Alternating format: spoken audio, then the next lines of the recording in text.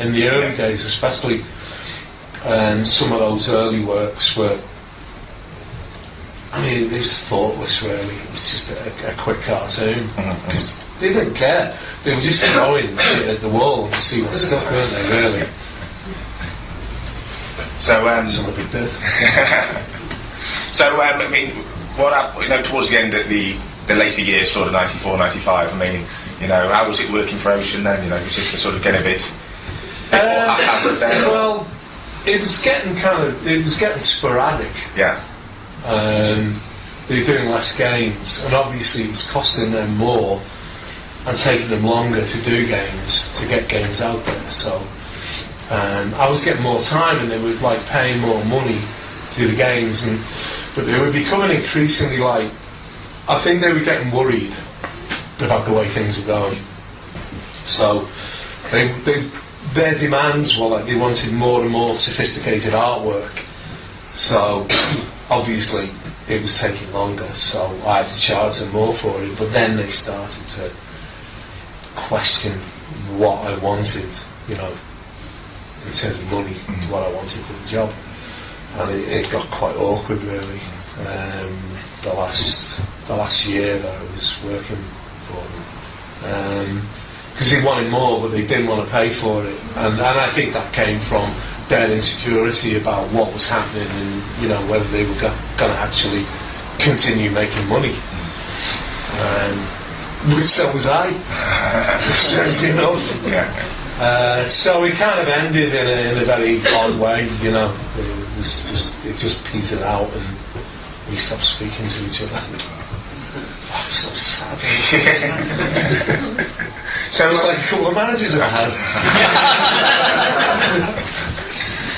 So after after Ocean, I mean, what did you do? I mean, what are you doing now then? So drinking free beer.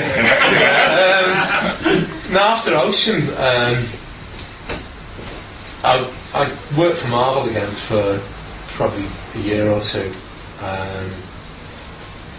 Couldn't cope with it at all because the demands of it were, doing comic books were just too much for me, basically. That changed then from the when you were doing it the first time round then? Yeah, probably I changed, I think. I didn't want to work for 12, 15 hours a day anymore. I didn't want to do that in order to make a decent living.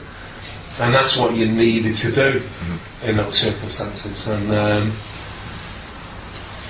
And then I just went on to doing all kinds of stuff, from a lot of commercial work, advertising, kids' books, just whatever comes along really.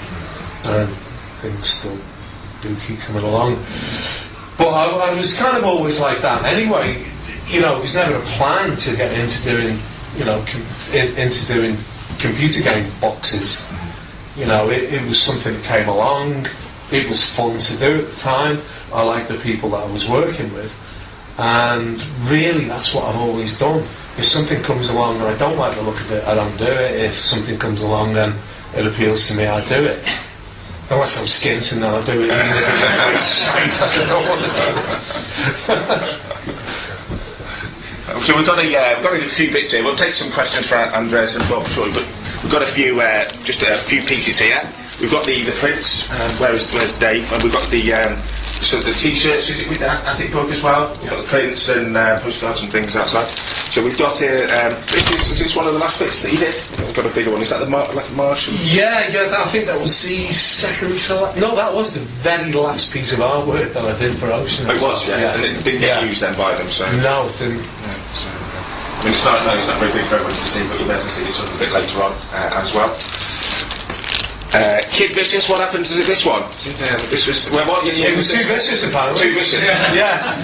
They didn't like the fact that poor little bunny rabbit was going to get smacked on the head with a big thing.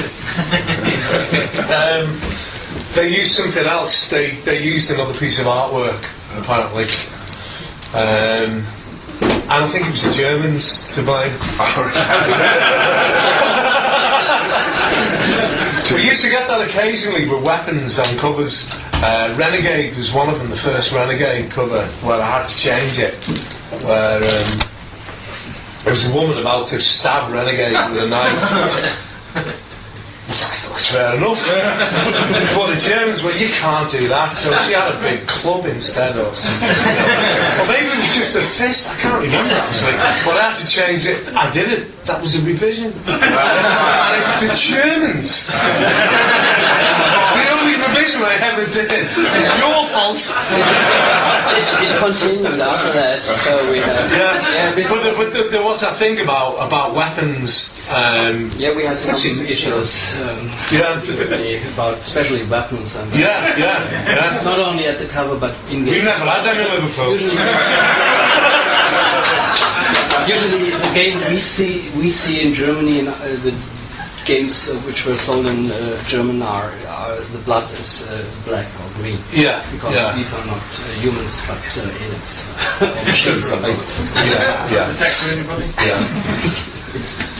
Then we've got sort of we've got Rainbow Islands here as well. Well, thank you very much. So now, can you tell us sort of why this one's not got the sort of like the sort of what you'd expect to be the logo? I mean, because the logo was already done. Oh, right. So they just and it was a Japanese one. Yeah. And they just dropped that in on the artwork. There we go. That did happen occasionally because most of the time I did the logos as well for the games. But if it was like licensed particularly, there would already exist a logo. And occasionally I just did an illustration and left bits blank where they had to drop them in. Beautiful. Now we've got loads more here as well, because you might have some sort of specific questions, from Bob and Andreas. But Bob, thanks very much for answering those questions.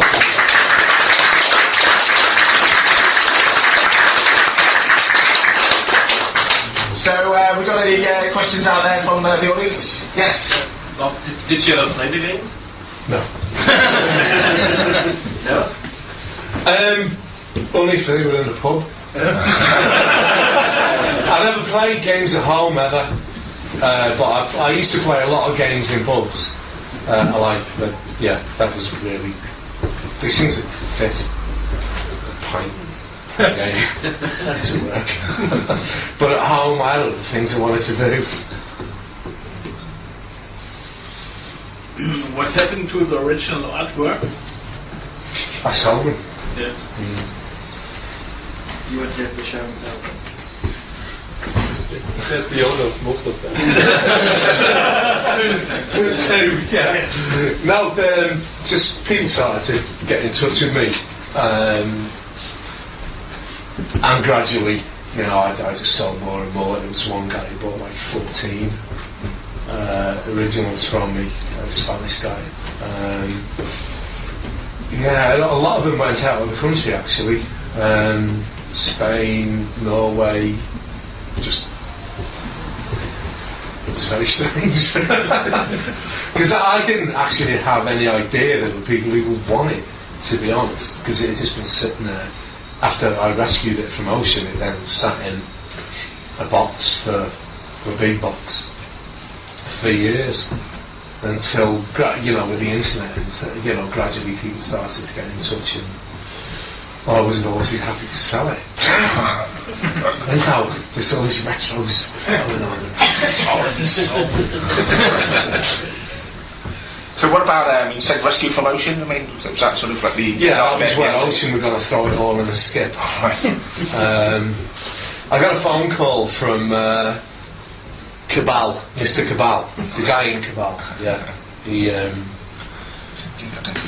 was the assistant art director at Ocean, and he just phoned me out of the blue one day, and I hadn't had any contact with Ocean for years, and they were winding the operation down, and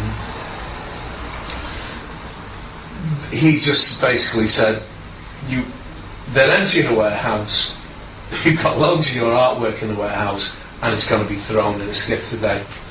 So I got a friend with a small van, and we went down and we rescued it all before, and it was just kind of like scattered all over the floor, and people's footprints on it.